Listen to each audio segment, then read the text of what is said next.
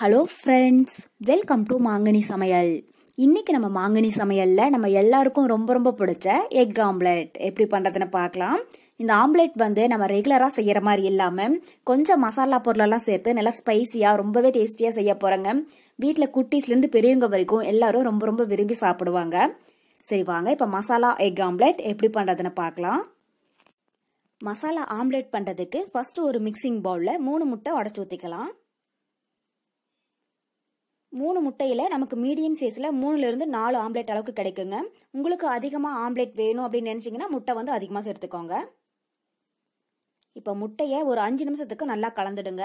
முட்டையும் மஞ்சள் கருவும் நல்லா சேர்ந்து வந்துடுங்க. அப்பதான் ஆம்லெட் நமக்கு டேஸ்ட் ரொம்பவே சூப்பரா இருக்கும்.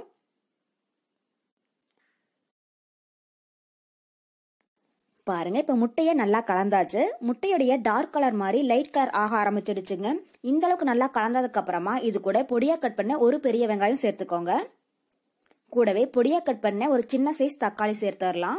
தக்காளி அதிகமா சேர்க்க வேண்டாங்க. பெருசா இருந்துச்சுன்னா பாதி சேர்த்துக்கோங்க, சின்னதா இருந்துச்சுன்னா மட்டும் 1 சேர்த்துடுங்க.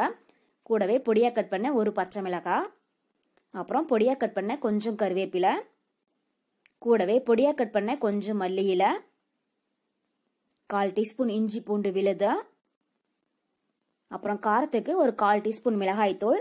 நம்ம பச்சை மிளகாய் சேர்த்திருக்கிறதுனால மிளகாய் தூள் உங்க காரத்துக்கு தகுந்த அளவுக்கு சேர்த்துக்கோங்க. கூடவே 1/4 டீஸ்பூன் கரம் மசாலா, அப்புறம் 1/2 டீஸ்பூன் மிளகுத்தூள், ஒரு பிஞ்ச் அளவுக்கு மஞ்சள் தூள், இதுக்கு தேவையான அளவு உப்பு. இதெல்லாம் சேர்த்துட்டு இந்த மசாலா பொருளை எல்லாம் முட்டையோட ஒரு 5 நிமிஷத்துக்கு நல்லா கலந்துடுங்க. நம்ம எந்த அளவுக்கு நல்லா கலந்து எடுக்கிறோமோ அந்த அளவுக்கு மசாலா பொருளெல்லாம் முட்டையோட நல்லா சேர்ந்து ஆம்லெட் நமக்கு ரொம்பவே டேஸ்டியா இருக்கும். நீங்க விருப்பப்பட்டீங்கன்னா இது கூட பொடியா கட் பண்ண கேரட் இல்லைன்னா குடைமிளகாய் இதெல்லாம் சேர்த்து செய்யற போதும் ஆம்லெட் நமக்கு இன்னும் டேஸ்ட் ரொம்பவே சூப்பரா இருக்கும். பாருங்க, இப்ப மசாலாவோட முட்டையை நல்லா கலந்தாச்சு. அடுத்தது நம்ம ஆம்லெட் ரெடி பண்ண ஆரம்பிச்சிடலாம். ஸ்டவ்ல தோசைக்கல் வச்சிருக்கங்க. தோசைக்கல் நல்லா சூடானதும் இதுல கொஞ்சமா எண்ணெய் தடவிடுங்க.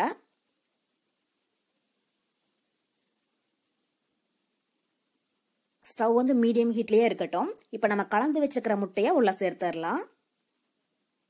உள்ள சேர்த்துட்டு இதை நல்லா பரப்பி விட்டுக்கோங்க.